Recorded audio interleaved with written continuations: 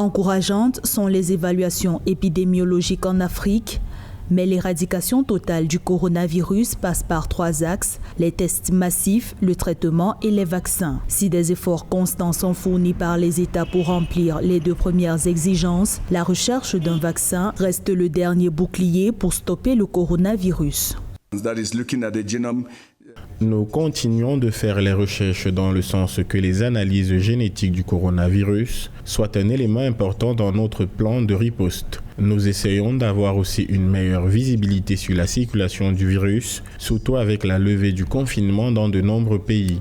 Les centres africains de contrôle et de prévention des maladies, en collaboration avec les chercheurs du continent, se penchent actuellement sur une plus grande disponibilité des tests de diagnostic rapide d'antigènes de haute qualité pour le Covid-19. Des tests qui donnent des résultats plus précis sur l'état des patients.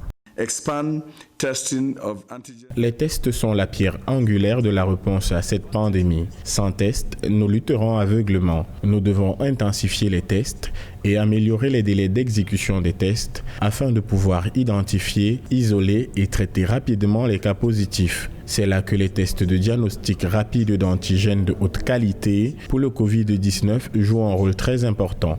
La pandémie de Covid-19 est en nette régression en Afrique. Les centres africains de contrôle et de prévention des maladies notent une baisse généralisée des cas d'infection sur le continent. L'Afrique australe et l'Afrique de l'Ouest sont les régions qui affichent les meilleurs résultats en matière de lutte contre la maladie, avec des baisses de 22% et 16% de contamination respectivement.